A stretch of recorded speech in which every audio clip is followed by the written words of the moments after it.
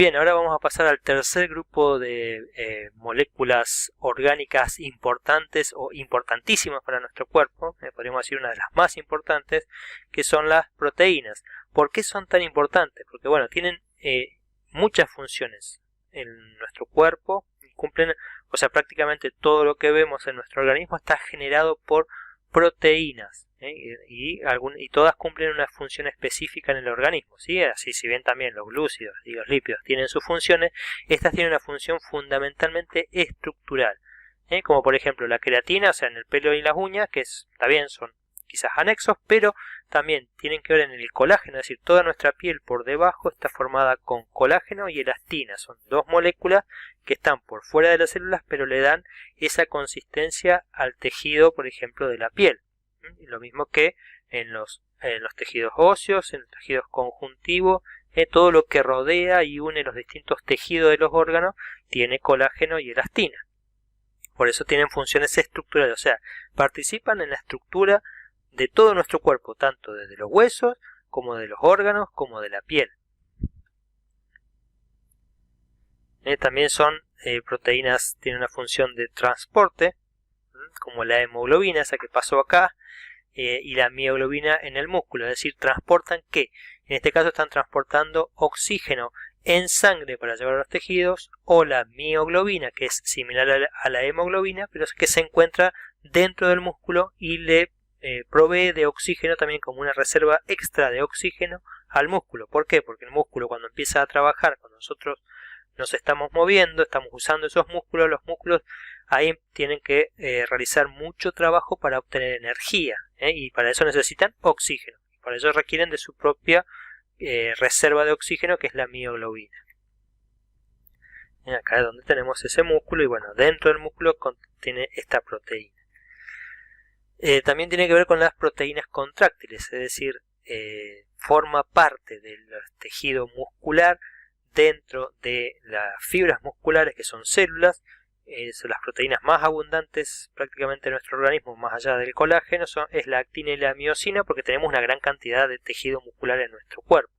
La actina y la miosina son proteínas que son contráctiles y ayudan a la contracción y elongación de los músculos.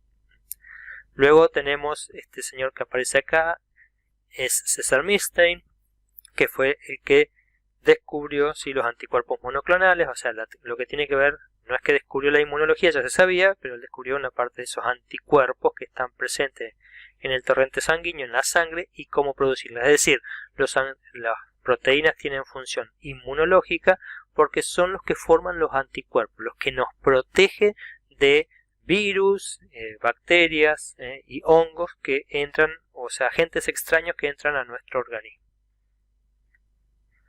También son regulatorias, hay varias hormonas que son proteicas o peptídicas, que se las llama la hormona del crecimiento, la insulina y la hormona antidiurética. Y después tienen esa función de catalizadores, son las enzimas. Acuérdense que las enzimas son las que se encargan de realizar todas las reacciones químicas en nuestras células. Tenemos, por ejemplo, la amilasa salival, la fosfatasa alcalina, la ATPasa, o sea, hay miles de enzimas. Y esa es una de las funciones más importantes también que cumplen las proteínas, porque son las que permiten que se produzcan las reacciones químicas en el organismo. Entonces, generalmente cuando hay enfermedades genéticas, se altera la estructura de alguna proteína a nivel de síntesis o en la secuencia de estas, sobre todo de enzimas. Muchas veces está alterada una enzima, lo cual genera enfermedades. Por ejemplo, la distrofia muscular de Duchenne, la hemofilia, la anemia falciforme o la fibrosis quística son enfermedades genéticas producidas por alteraciones en las proteínas enzimáticas, varias enzimas que están formando, o sea, produciendo alguna reacción que falta en nuestro cuerpo. Entonces, ¿qué estructura tienen las proteínas? Decíamos que son polímeros. ¿Polímeros de qué? De aminoácidos. Es decir, así como los hidratos de carbono, cada monómero era una molécula de glucosa, acá cada monómero es un aminoácido. ¿Sí? Como vemos acá, es una proteína formada por la unión de aminoácidos. Y todos estos aminoácidos acá, fíjense que son distintos. Gli, ile, val, cis, o sea, eso están nombrando distintos aminoácidos. Así como, o sea, por ejemplo, en los hidratos de carbono, una molécula de glucógeno era solamente formada por glucosa, cada monómero. Acá en las proteínas, los monómeros cambian, pueden cambiar.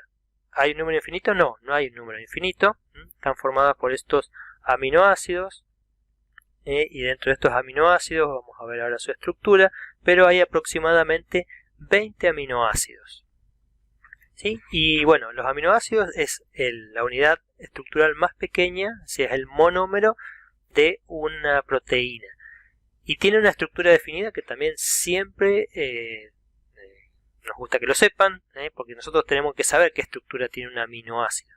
Un aminoácido tiene dos grupos funcionales. Acuérdense cuando habíamos visto grupos funcionales en la clase pasada, que habíamos hablado del grupo el carboxilo, que es igual que los ácidos grasos, que tienen un grupo carboxilo, el carboxílico, que tiene un carbono unido al oxígeno con doble ligadura, y un grupo oxidrilo, este es el grupo carboxilo, y también tiene un grupo amino. ¿Sí? Si volvemos a la clase anterior, vamos a ver que en grupos funcionales decíamos que el grupo amino participa de los aminoácidos. Entonces, acordémonos que el grupo carboxílico es ácido y el grupo amino es básico. Por lo tanto, por eso se lo llama aminoácidos, porque tiene un grupo ácido y un grupo amino. Bien, ahora, ¿cuál es la estructura de un aminoácido? Un aminoácido tiene un carbono central, que se lo llama carbono alfa, al que se le une. Acuérdense que el carbono puede hacer 4 enlaces. A un enlace es el grupo carboxílico, en otro enlace es el grupo amina. En otro enlace lleva un átomo de hidrógeno, y en el otro enlace lleva un grupo denominado R. ¿Sí? Entonces, la estructura básica de un aminoácido es esto. ¿En qué difieren los distintos aminoácidos? Van a diferir en el grupo R que está suplantando acá. ¿Sí? O sea, el grupo R es distinto. Puede haber 20 grupos R distintos en la constitución de los aminoácidos, lo cual le va a dar identidad a cada aminoácido. Lo que veíamos un poco acá. En la glicina, que es el aminoácido más simple, el grupo R es un hidrógeno. En la alanina, que es el que le sigue en simpleza, el grupo R es este CH3, un grupo metilo. En la valina es ramificado, tenemos para acá un carbono con unido otro carbono y acá otro carbono, ¿sí? Porque tiene una ramita. ¿Sí? Entonces, las cadenas laterales R es lo que le va a dar la naturaleza química, las propiedades químicas que son distintas para cada aminoácido. Es decir, no todos los aminoácidos son iguales, va a depender de esta cadena R. O sea, todos los aminoácidos tienen esta estructura general de carbono alfa con grupo carboxílico, con grupo amino, con hidrógeno. Pero en lo que difieren es en su grupo R. ¿Sí? ¿Se entiende? Esto es importantísimo porque es lo que nos ayuda a comprender cómo están formados estos aminoácidos, o sea, o en qué difieren sus propiedades químicas y funcionales. Bien, entonces hemos dicho que existen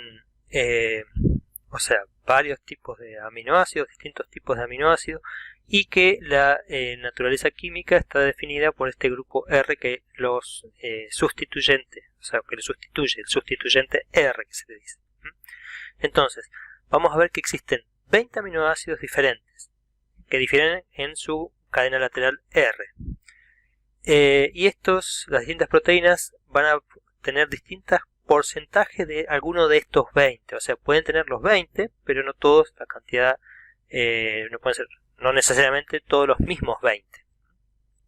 Y la cadena R confiere 4 propiedades básicas en cuanto a su carga o la polaridad o no que tenga. Algunos son apolares, es decir, que no tienen carga, que van a estar, por ejemplo, pueden interactuar con los lípidos.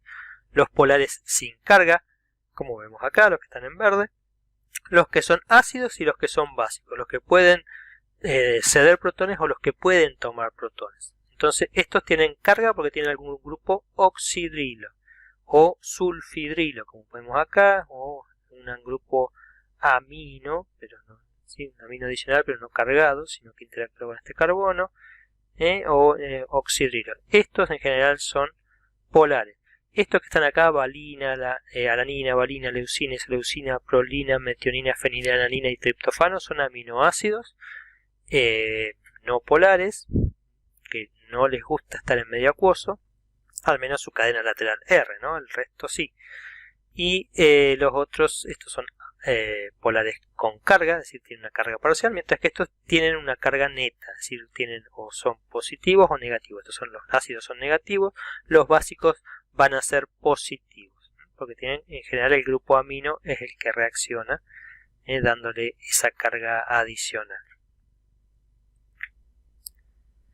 Bien, los aminoácidos dijimos eran los monómeros de las proteínas que son polímeros. Entonces, los aminoácidos van a reaccionar entre sí para ir generando, mediante enlaces covalentes, para generar una proteína o también llamado un polipéptido, que luego se pliega para formar una proteína.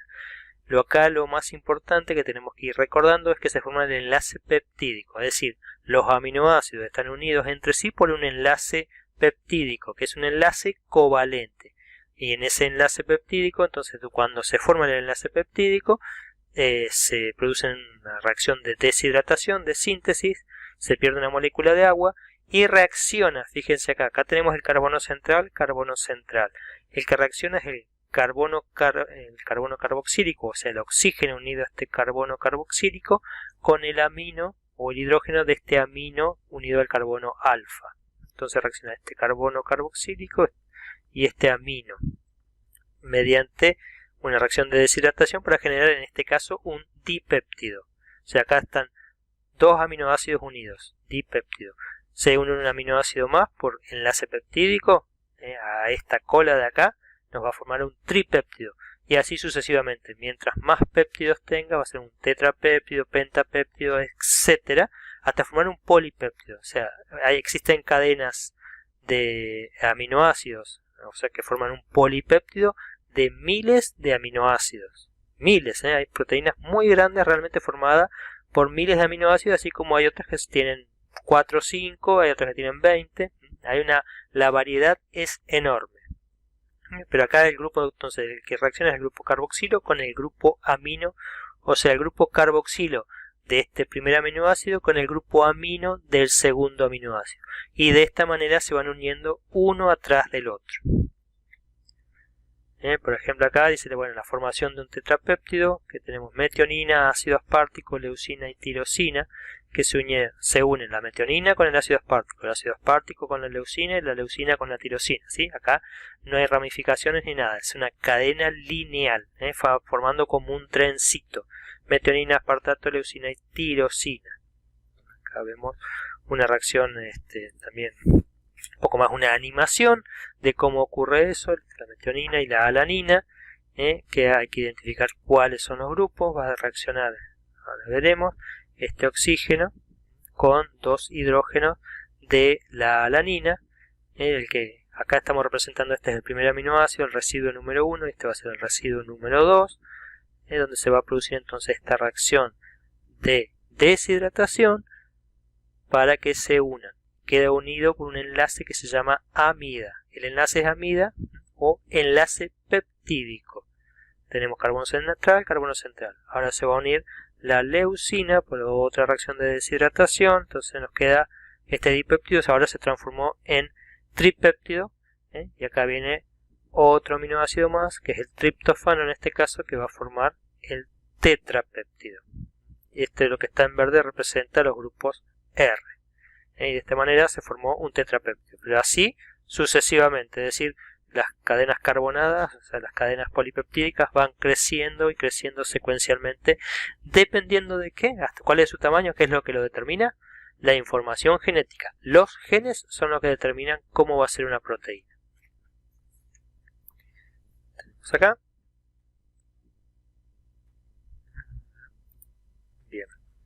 Ahora, ¿cómo es que se organizan las proteínas? O sea, decimos, tienen niveles de organización. Una proteína, así como se está sintetizando, es una cadena polipeptídica. Esa cadena polipeptídica tiene una secuencia determinada. ¿Qué es la secuencia entonces? Es el orden en el que están acomodados los aminoácidos. Porque nosotros tenemos una caja de herramientas con 20 aminoácidos para construir las más o menos 30.000 proteínas que hay en nuestro organismo. O sea, son un montón de proteínas que se construyen con esos 20 aminoácidos. Ahora, el orden en el que se acomodan los aminoácidos se lo llama la estructura primaria o la secuencia de aminoácidos, que nos está indicando cómo están ensamblados, cuál va primero, cuál va segundo, cuál va tercero. Primero alanina, segundo metionina, tercero alanina, cuarto alanina, se pueden repetir, pero se combinan de distinta manera. Eso le otorga determinadas propiedades. Una vez que se ha armado la cadena polipeptídica o la secuencia de aminoácidos o la estructura primaria, entonces las proteínas en solución adquieren algunos plegamientos, pueden torcerse, formar estructuras secundarias, que las más comunes son las hélices alfa, como estamos viendo acá, es decir, hacer giros en los cuales se van estabilizando estos giros, o como hojas plegadas, que se llaman láminas beta. Esa es la estructura secundaria. A su vez, estas estructuras secundarias se pliegan o adquieren otra conformación que se llama la estructura terciaria, que es lo que le da la funcionalidad a la proteína. Es decir, una proteína tiene que tener una estructura terciaria para funcionar, si no, no funcionaría. Si es solamente una cadena polipeptídica desordenada, no tiene la misma función que esa misma cadena cuando se pliega correctamente y tiene una estructura terciaria. Y ya cuando se unen dos cadenas polipeptídicas distintas o iguales de una misma proteína, se forma una estructura cuaternaria, que corresponde a una estructura a un nivel jerárquico superior. O sea, la estructura terciaria y cuaternaria es lo que determina que una proteína funcione.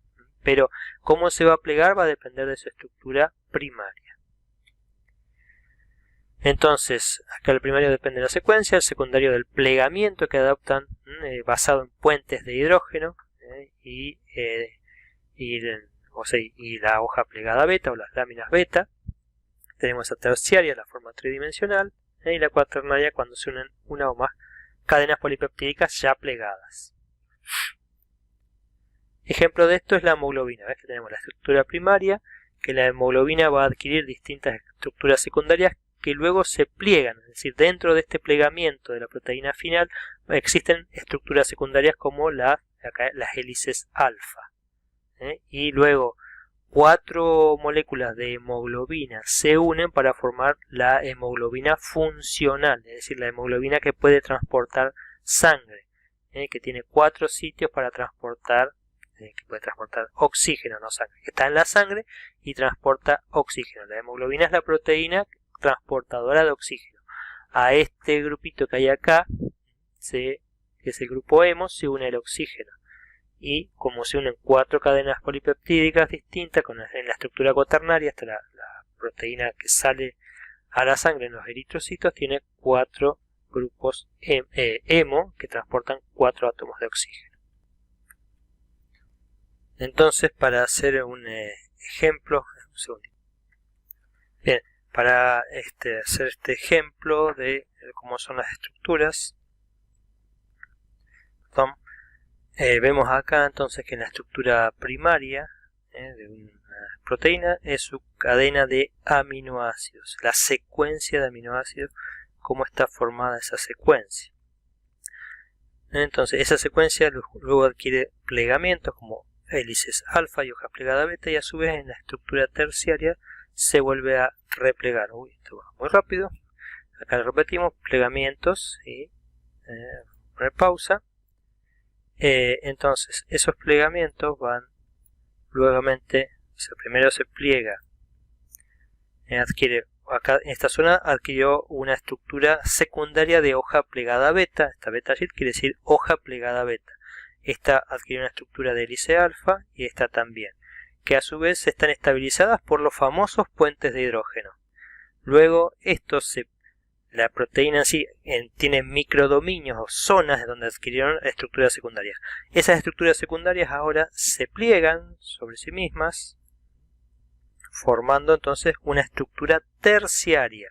Y esta estructura terciaria está estabilizada no solamente por puentes de hidrógeno, sino también por puentes disulfuro entre cisteínas que tienen azufre, que se unen entre sí, cargas iónicas entre distintos aminoácidos, algunos que tienen carga positiva con los que tienen carga negativa se van a atraer, los que tienen igual carga se van a repeler. Entonces todo eso influye en la estructura terciaria y finalmente forma una estructura cuaternaria.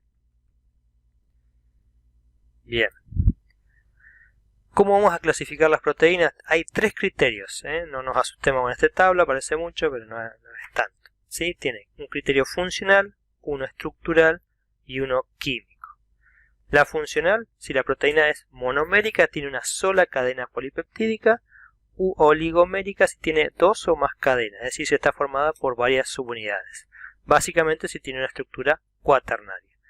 Un criterio estructural, se dice que las proteínas pueden ser globulares cuando tienen más bien una estructura esférica como esta, o fibrosas cuando tienen una estructura como la del colágeno, en la que predomina una dimensión, son más bien alargadas. ¿Sí? Todas las proteínas estructurales en general son fibrosas, mientras que el resto, las que están formando las células, las enzimas y todas las otras proteínas que andan dando vuelta que no sean estructurales, vienen a ser estructurales, quiere decir que forman tejidos, como el colágeno, son globulares.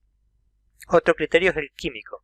Pueden ser simples si solamente están formadas por proteínas y conjugadas si tienen, aparte de la cadena peptídica de los aminoácidos, un grupo que se une a ellos, que puede ser, se lo llama grupo prostético, que puede tener azúcares, lípidos, ácidos nucleicos o un ion inorgánico, como en el caso de la hemoglobina, que se le une el hierro. Entonces, la holoproteína se hace referencia en este caso a toda la proteína que tiene la parte proteica, la apoproteína, más la del grupo prostético, que es el grupo que se le une a la proteína, como ocurrió en el caso que les digo, de la hemoglobina. Ese es el ejemplo más típico.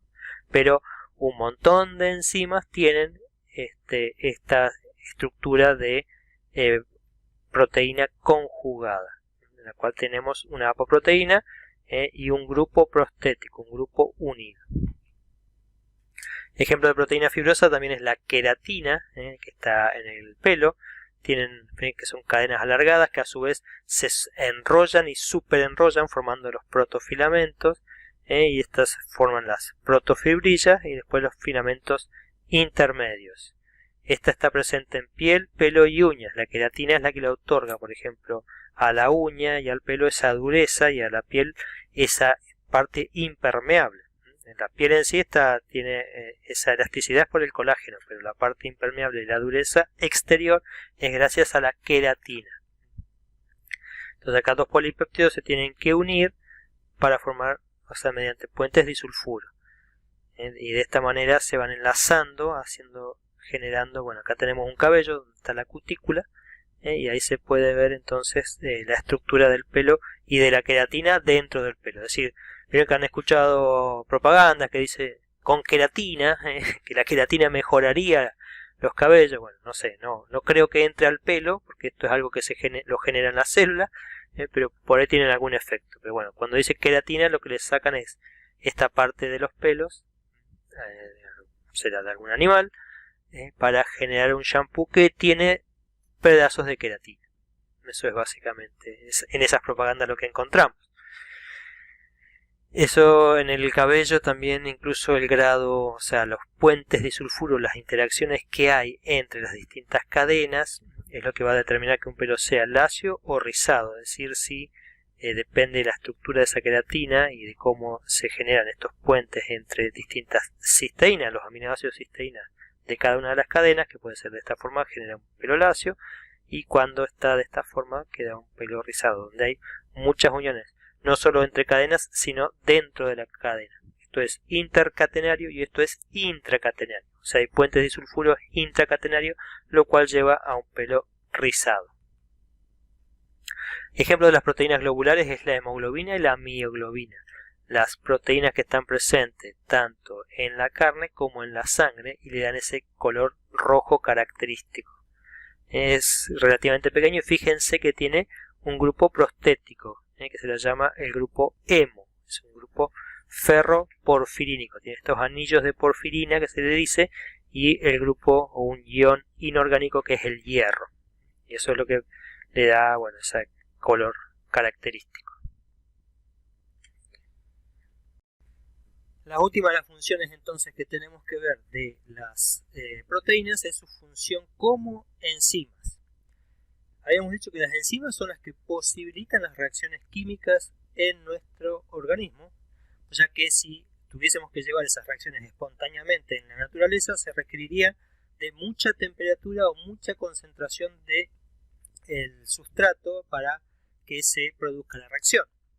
Entonces, para solucionar este problema existen las enzimas que permiten realizar las reacciones químicas a la temperatura corporal. Y habíamos explicado que cómo actúan estas enzimas. Las enzimas son las encargadas de catalizar las reacciones químicas, es decir, de acelerarlas. Un catalizador es algo que acelera una reacción en los seres vivos. ¿Cuál es su función? La de reducir esta energía de activación. ¿Se acuerdan que en la clase pasada vimos que las reacciones químicas, para que se produzcan, necesitamos que vayamos de un nivel de energía superior a un nivel de energía inferior, a un nivel de energía más estable en cuanto a los reactantes o los sustratos con respecto a los productos, y que hay que aportar una energía tal que se debe vencer ese nivel de energía, que es la energía de activación, para que luego se produzca la reacción. Bueno, recordemos entonces que la función de las enzimas son catalizadores biológicos que disminuyen la energía de activación de una reacción, permitiendo entonces o aumentando la velocidad con que ocurre una reacción química. ¿Cómo es el proceso de catálisis que producen las enzimas? Bueno, las enzimas tienen un sitio o un lugar en esa proteína que se llama el sitio activo. Habíamos dicho otro concepto importante, que todas las enzimas son proteínas, a veces combinadas con iones que se llaman grupos prostéticos, con otros grupos, no necesariamente proteicos. Entonces, en el sitio activo es donde se unen los sustratos, que en este caso fíjense que la molécula de sacarosa, un disacárido de glucosa y fructosa más el agua. Y entonces esta enzima se llama la sacarasa. Su función es la de romper la sacarosa en dos monómeros, los monosacáridos, glucosa y fructosa. Entonces la enzima y el sustrato se unen en este sitio activo y la enzima forma un complejo. Cuando se une, la enzima lo encierra y de esa manera se reducen las interacciones que hay en ese enlace que se va a producir donde se va a romper. Entonces cataliza la reacción y transforma los sustratos en productos. Una vez que terminó su acción catalítica, los productos son liberados. Acá entran los compuestos que van a reaccionar, se los llama sustratos, y los compuestos finales se los llama el producto. En este caso el producto es glucosa y fructosa, y hubo una ruptura de una molécula de agua, una reacción de hidrólisis. Se incorporó agua a esta reacción y se liberaron, entonces se rompió este enlace. Entonces, una vez que se liberan los productos, la enzima vuelve a su estado natural, en el cual puede volver a recibir otra molécula de sustrato para seguir generando esta reacción de catálisis. Entonces, esto nos da una idea importante de lo que ocurre también en las reacciones enzimáticas. Quiere decir que la enzima, una vez que realizó su proceso enzimático, su catálisis enzimática, vuelve a regenerarse y puede volver una misma molécula de enzima a seguir produciendo más producto. A partir del sustrato, se volver a unir sustrato, generar producto y volver a quedar libre para volver a unir sustrato. Es decir, puede realizar el ciclo catalítico infinitas veces. Por lo tanto, una enzima se regenera su capacidad catalítica cada vez que termina el ciclo catalítico. Tienen tres propiedades importantes las enzimas. Una es que son sumamente específicas, es decir, tienen una alta especificidad. De tal es así que solo une un sustrato, es decir, identifica, por ahí habíamos dicho que la glucosa y la galactosa son muy similares, solo difieren en la posición de ese hidroxilo. Bueno, las enzimas distinguen entre glucosa y galactosa, dos moléculas que son exactamente iguales, solo con una disposición un poquito distinta, o sea que son altamente específicas. Son muy eficientes, aumentan la velocidad de las reacciones de 100 a 10 millones de veces, es decir, o 100 a 10 mil millones de veces más rápido que si no hubiera la enzima. Es decir, la mayoría de las reacciones químicas en nuestro organismo no ocurrirían a 36,5 grados, que es nuestra temperatura. Entonces son muy eficientes y además, otra cosa importante es que están sujetas a una gran variedad de controles celulares. O sea, muchas veces se las puede prender y apagar, las podemos inhibir o desinhibir, aumentar su actividad o disminuir, o sea, se las puede regular. Y esta capacidad les permite también cumplir con las funciones dentro de las células. Imagínense que una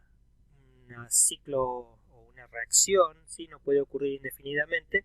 Una porque a veces no hay sustrato y otras porque si no generaría demasiado producto. Entonces tenemos que regularla. Para un momento dado decir, bueno, ya no se necesita más de este producto, entonces hay que disminuir la actividad de esa enzima. Otra característica es que muchas de ellas, a veces esta acción catalítica es reversible, puede ir en las dos direcciones, tanto para la generación de un producto como la descomposición de ese producto en los sustratos. Por ejemplo, la anhidrasa carbónica cataliza la conversión del dióxido de carbono más agua en ácido carbónico. Cuando llega al pulmón, esto en los tejidos, cuando llega al pulmón, por ejemplo, entonces el ácido carbónico se vuelve a descomponer en dióxido y agua y puede ser expirado. Recordemos que eso también favorece el control del pH sanguíneo. Bien, entonces, ¿qué aplicaciones tienen las enzimas en la clínica? O sea, para nosotros es sumamente importante saber sobre cómo están funcionando las enzimas, porque muchas de ellas tienen valores en sangre normales, una actividad normal en sangre, y la podemos medir. Ahora, cuando esa actividad normal, o sea, cuando hay un proceso de enfermedad, se pueden alterar los valores normales de las enzimas en sangre, y eso nos está hablando de qué está pasando en esa enfermedad. Por ejemplo, acá tenemos las aminotransferasas, que son enzimas intracelulares que están expresadas mucho en el hígado, la alanina aminotransferasa, la ALT o la aspartato aminotransferasa AST, que cuando hay algún proceso o alguna hepatopatía, alguna enfermedad del hígado, estas se liberan a la circulación, con lo cual aumentan mucho su concentración. Estos son los valores de referencia, de 0 a 35. Pero cuando hay, por ejemplo, una hepatitis viral, cuando el virus de la hepatitis, ¿sí?, nos agarra esa enfermedad que nos ponemos amarillo, estas enzimas pueden aumentar hasta 100 unidades por litro, 500, 600 y llegar incluso hasta 1000. Y eso, la cantidad que se eleva, también nos está hablando de la gravedad del daño. Es decir, medir la actividad de enzimas en sangre es lo que se llama la enzimología clínica, que nos permite conocer cuál es el curso de una enfermedad e incluso qué enfermedad es de la que estamos tratando. Esto, por ejemplo, para las pruebas hepáticas, ¿sí? A eso acompañado de algunos productos como puede ser el amoníaco, la bilirrubina, bueno, ya vamos a ir viendo. Pero estas enzimas, por ejemplo, en sangre nos permiten saber qué está pasando en ese hígado que se está, en este caso, destruyendo células del hígado. Acá también tenemos la creatina quinasa, es otra enzima que está presente dentro de las células musculares y sus valores aumentan, por ejemplo, cuando hay un infarto de miocardio o una distrofia muscular, un hipotiroidismo o edema de pulmón. O sea, cuando se elevan estos valores puede ser que haya algún proceso patológico de este tipo. O sea, ya nos está orientando más allá de lo que le describe al médico y lo que nosotros podemos ver como signos y síntomas, determinar. Las pruebas de laboratorio, la enzimología clínica nos permite saber o apuntar un poco más a qué es lo que está pasando en ese paciente. Otra enzima es la gamma-glutamiltransferasa, que esta se eleva, por ejemplo, cuando hay una obstrucción de los conductos biliares. Nos está hablando de que hay piedras o cálculos biliares, con lo cual se está entorpeciendo el proceso de secreción de la bilis. Entonces, y en esos casos se eleva esta enzima, o la láctico deshidrogenasa o lactato deshidrogenasa, que también nos indica infarto de miocardio, hay hepatopatía, cuando el músculo esquelético hay muerte del músculo esquelético, la necrosis, o también en los casos de cáncer, es una de las primeras enzimas que se elevan. Si bien es inespecífica, porque puede estar en varias patologías, nos está indicando que hay alguna patología en curso. Otro concepto importante en cuanto a la enzimología es que la gran mayoría de los compuestos que nosotros ingerimos son inhibidores enzimáticos. Hay agentes como la sulfamida, que es antibacteriano porque inhibe enzimas de la bacteria, el metotrexato, que es una droga oncológica, una droga para el cáncer, inhibe una enzima que hace que las células cancerosas no crezcan, el ritonavir, que inhibe la proteasa, una enzima del HIV, y otros como el enalapril, inhibidor de la enzima convertidora de angiotensina para la hipertensión, el omeprazol, que es un inhibidor de esta bomba de sodio-potasio para el tratamiento de úlceras y acidez estomacal. ¿Qué queremos decir con esto? Que sí, tengamos el concepto que la gran mayoría de los fármacos están dirigidos a inhibir la actividad de alguna enzima o de alguna proteína, generalmente de enzimas. Entonces, todos esos fármacos tienen ese diseño, o sea, se trata de que sea lo más dirigido posible, lo más específico de una enzima posible para que no haya efectos colaterales, para que no inhiba más enzimas o más proteínas de las que debería para tener un efecto terapéutico. Bien, con esta diapositiva entonces final vemos entonces algunas enfermedades, ¿sí? Casi todas las enfermedades digamos genéticas están determinadas por alguna falla en la síntesis o en la calidad de las proteínas, y otras que se van adquiriendo a lo largo de la vida. Muchas son fallas en la respuesta inmunitaria, en la respuesta antiinflamatoria, las alergias, las mutaciones por carcinógenos, o sea, el cáncer, el Alzheimer, y son enfermedades en las cuales hay problemas con las proteínas o mal plegamiento o directamente no funcionan esas proteínas o no se producen los anticuerpos o se producen demasiadas sustancias inflamatorias que son proteicas en el medio, y esto tiene que ver con las proteínas. Otras como la hemofilia, la fenilcetonuria, anemia falciforme, bueno, esto sí, hipercolesterolemia que puede ser familiar, están relacionadas con problemas genéticos, con problemas en la función de las proteínas. Es decir, a nivel genético, y ahora ya vamos a ver en el próximo tema, está alterado en los genes y eso lleva a una alteración en la proteína. Y esta es una larga lista, muchas de ellas están, o casi todas las enfermedades relacionadas con mal funcionamiento de alguna de estas proteínas. Y con esta diapositiva entonces ahora sí estamos terminando el tema de proteínas para pasar al de ácidos nucleicos.